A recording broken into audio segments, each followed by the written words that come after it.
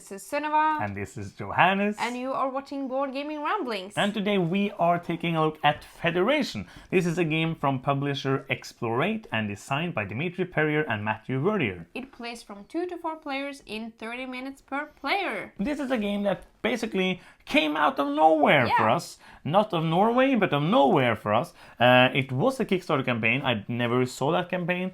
And then we did our anticipated games for Spiel, and somebody was like, you have to check out Federation. And so we did. So you were lucky to get there early enough to get one of the deluxe copies of the game. And now we have played the game.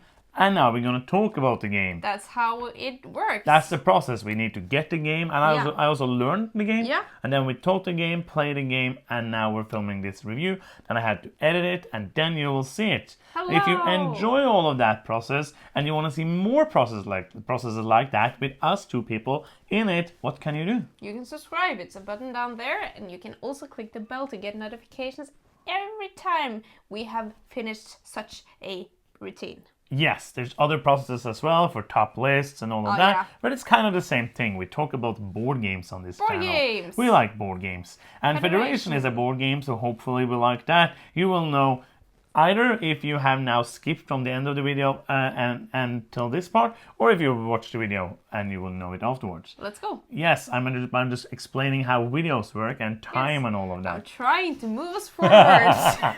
Come on. Federation is a worker placement game which has double-sided workers, which is like most unique part of the game, and we're going to talk more about that later in the video in the gameplay section.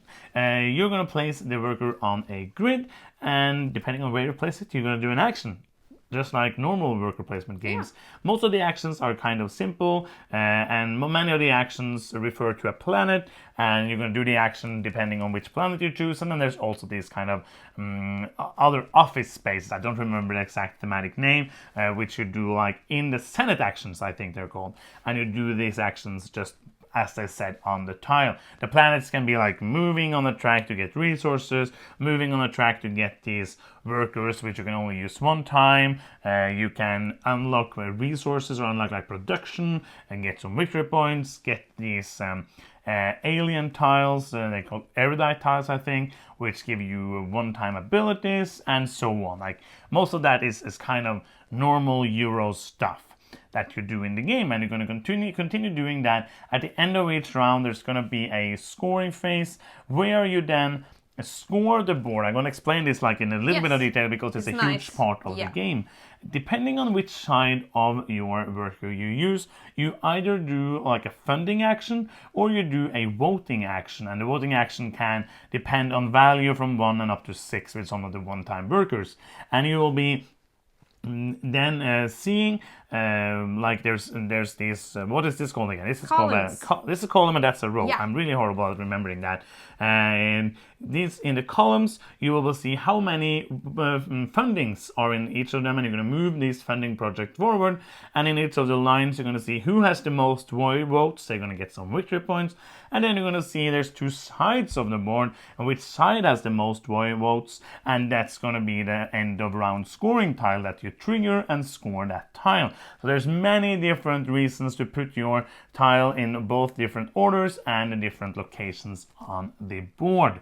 And you're going to continue doing that for 5 years, which is only 5 rounds in the game. If the game doesn't last for 5 years, and whoever has the most points at the end of the game is going to be the winner of this game, which is called Federation. Yes. We have the Kickstarter Deluxe Edition, which we have bought at Spiel, as you said, and it has really nice components. I have looked at the like basic edition as well, and that also looked colorful and nice. I really like the artwork in this game. It pops. It's a little, I don't know, cartoony, spacey, if that makes sense. So it's whimsical, not whimsical, but it's very colorful it's and not, playful. It's not going to be like gritty space. It's nice space. It's very nice space. And I also love that on the two sides of like the action board, there are, you can see in the background these like little round floaty things. It's like this. Yes, that looks from the like big hall of the voting stuff in Star Wars. It's called the Senate in Star Wars as well. Yeah, okay. Because it's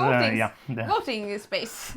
Yes. Yeah, so that looks kind of like inspired by the Star Wars and probably other science fiction movies we haven't seen as well. Yes. And it's a rulebook in the game. It is 32 pages long, which sounds like a lot, but it has a lot of references. It has the 3 and 2 player rules.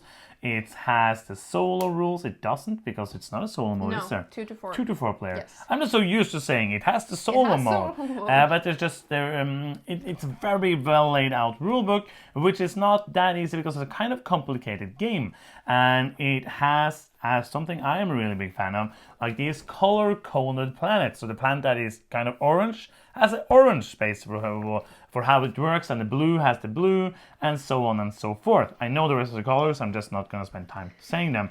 So if I have a question about this planet, I can just flip through it, and I look for the blue or the green page. I didn't know the colors, and I will just see how it works. Yeah. And everything is laid out in a way I enjoy it, and very, very easy to learn all of it. And it also has play rates. Yes, it's good play rates. It has too much information. No, it's not too much, but it has like a lot of symbols and a lot of guidance that you sometimes don't really need. But it's really nice to have like the round structure and all of the things there. You're not allowed to say that the player has too much information, because you can just basically take it away. Yes. But actually, you get basically 4 player rates. Or actually 8, but it's supposed to be like 2 to each player. But what we did when we played a 4-player game, we just placed them so that we had all 4 of them between us, so you can get all the information that you need. Yes, we have played this with 4 players and 2 players, and with 4 players it took us 2.5 hours, and with 2 players it took us a little over an hour, like 70 minutes. Yeah, every time with 4 players took like around that time, between like 220 to 35. Yes. There's a 2-player variant. Yeah, it is. I think the 2-player variant is good. You block off some of the action spaces, and they have also like some votes on them, some of the like block spaces, so that you don't instantly win like the votes every time. So I think that was a very nice way to do it, but it gives a totally different experience than the 4-player games that we have played. Yeah, but spoiler alert, this game is good, and it's also very good with 2 players. It just is a different kind of experience. It's more like most of these games, even though you block some spaces, I know for that round now that these are going to be blocked. And other than that, I know there's only going to be 1 more space blocked before it's my turn again. So you have more of that forward planning. So if you like that, like if you like not having other people in your face all the time and doing the stuff you want to do, the 2-player variant is super good. And I would not be sad to play this game with 2 players. Absolutely, I would say that it's a different and also way better game with 4 players for me. But it's still a good one at 2. And also that playtime, 70 minutes. Adds it with all of those other medium, great, so much game in such a short time. Yeah. Like I said in the Unconscious Mind video, like Unconscious Mind is there, Federation, Woodcraft, Castle of Burgundy, Grand Austria Hotel, like all of these. What other? There's so many. So many.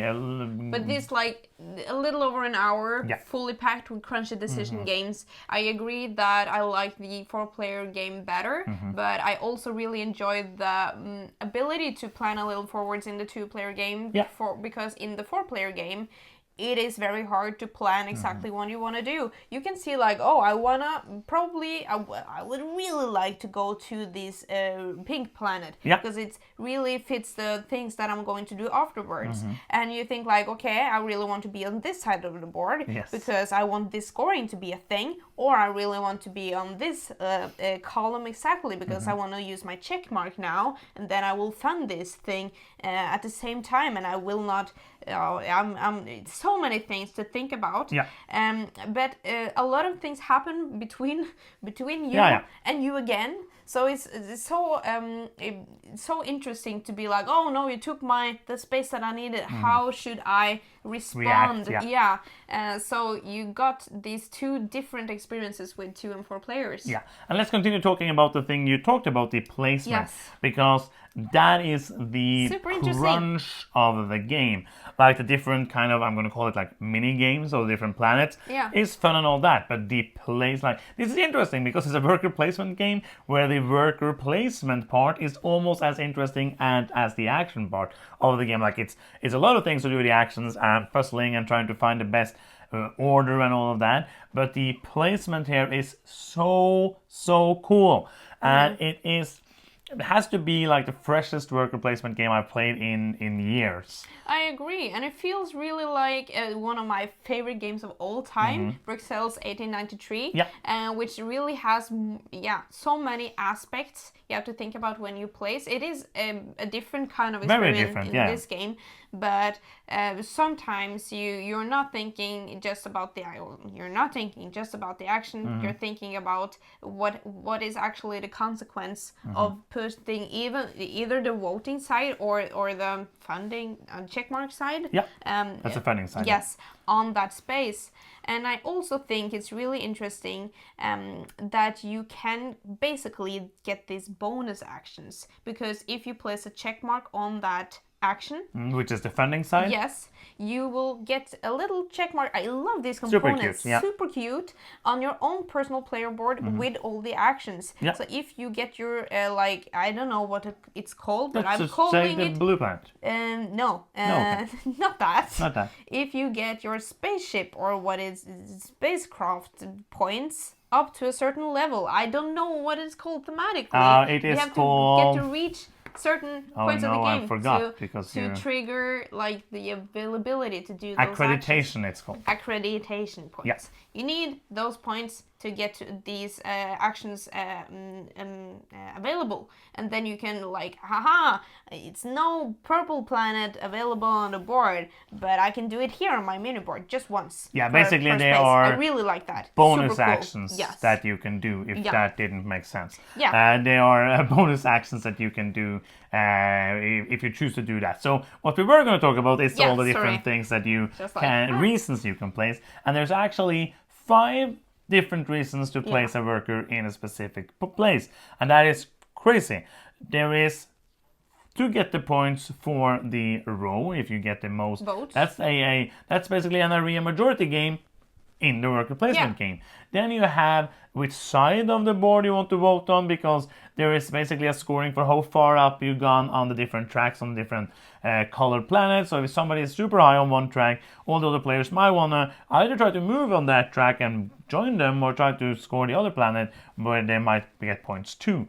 So that's 2 reasons. Then you have the third reason, which is then to put your, I'm not getting the 5th reason now, maybe there's only 4. And there's a third reason is placing the check mark to get the check mark on your board, so you can do that bonus action later. And then the 4th one is which of the projects you want to fund, and the projects are end of game scorings. So there is scorings for all the different categories, like going farthest on the planets, having the most missions completed, all of these different things, and you will get points for them depending on... And also the action, that is the 5th one. That's the 5th one. Which action do you want to do? What is the 5th one? I knew it was the 5th one. And that is so cool. Like, the decision space is so huge. But it doesn't usually...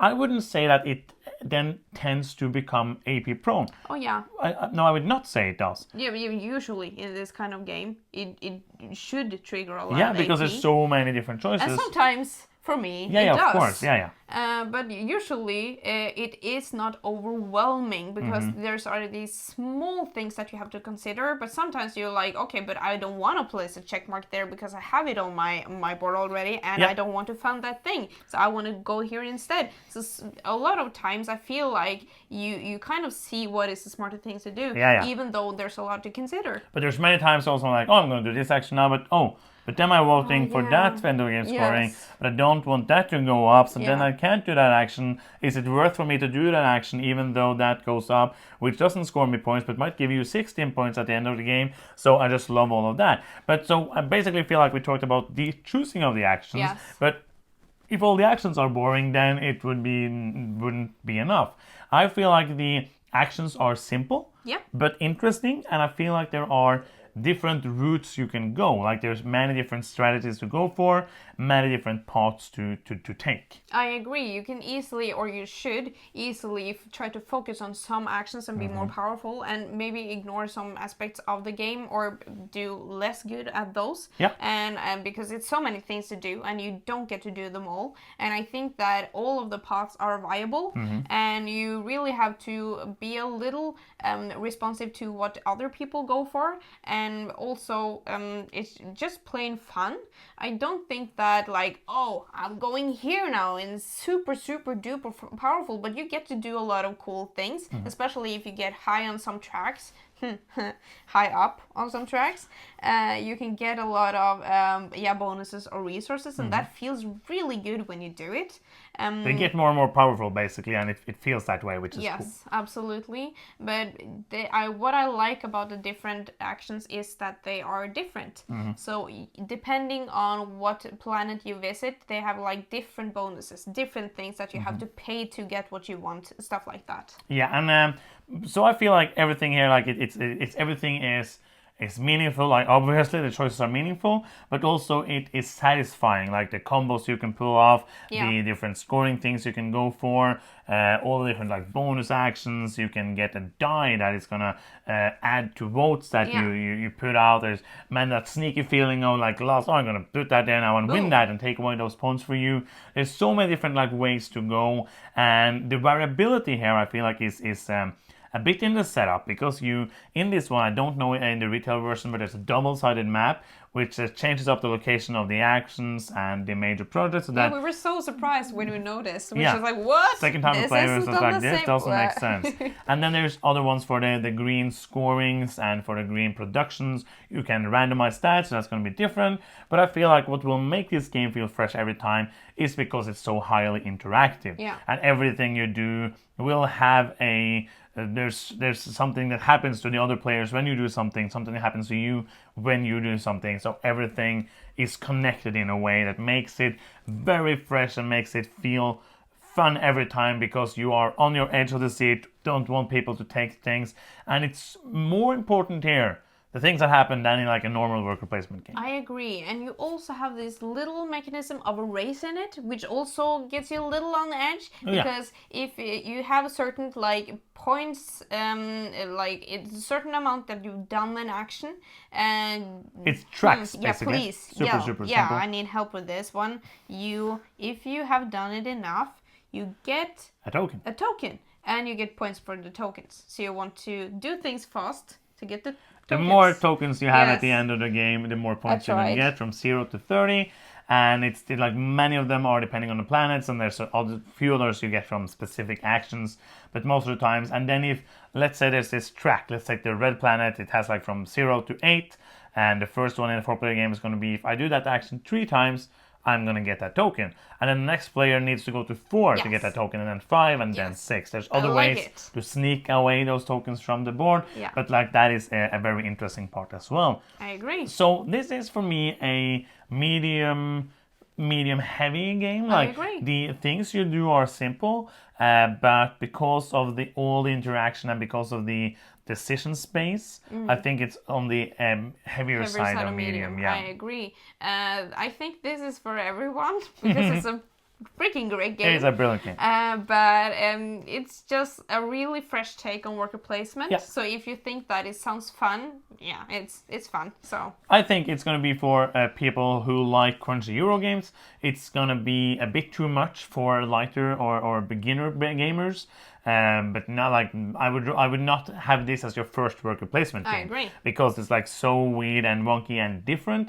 But if you played a lot of worker placement games and you might be like, oh, another worker placement game, I think you will enjoy this if you have enjoyed worker placements in the past.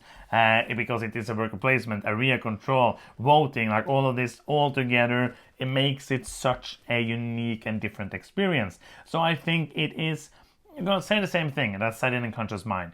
If you watch our videos and you know what kind of games we like, you will like this game. If you like the same game as we, I'm 90% sure you will like this game.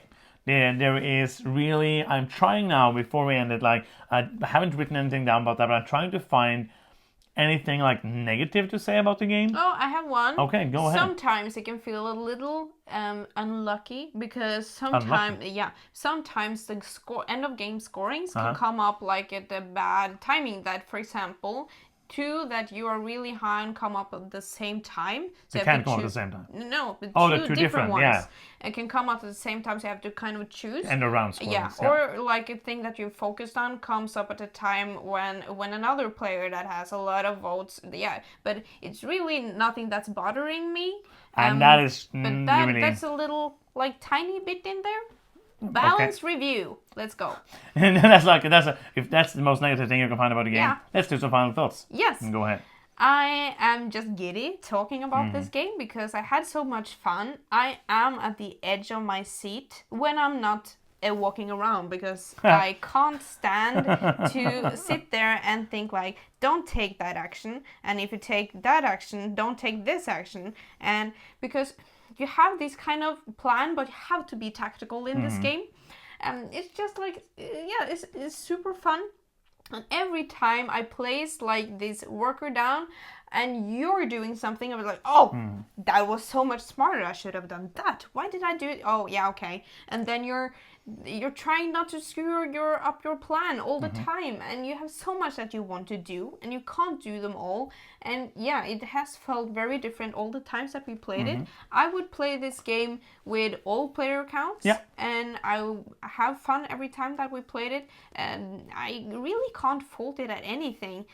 Just very, very fun. I'm going to give this a 9.5. That's awesome. Yeah, this game, I am so happy that somebody in the comments like, check this game out. Yes, because I haven't even heard about it, and this is a game I think you should get. This is a game, I already recommend it, but this is like one of my highest recommends for the year. I think this is the best worker placement game I've played in a long, long time. And also because it doesn't feel like it doesn't feel like a normal worker placement game. It has all of those different decision span. It also makes me want to play Bruxelles again, which has kind of all some of the same elements. But this is just in itself a fantastic game that I really, really like, and I really want to play more. I'm going to give it a 9.5 as well. Cool. Super, super cool game. Yes. And that is the end. It's a cannon of fun. Cannon of fun. Fun. If you are still here and you have not subscribed, you can do so now by clicking the subscribe button. It's fun and it's free. It makes us happy like this. If you want to do something that's not free, you can. Go to patreon.com/boardgamingramblings and support us there. And that is the end of this video. Thank you so much for watching. I'm Johannes. I'm Sunniva. And you've been watching Board Gaming Ramblings, and bye-bye.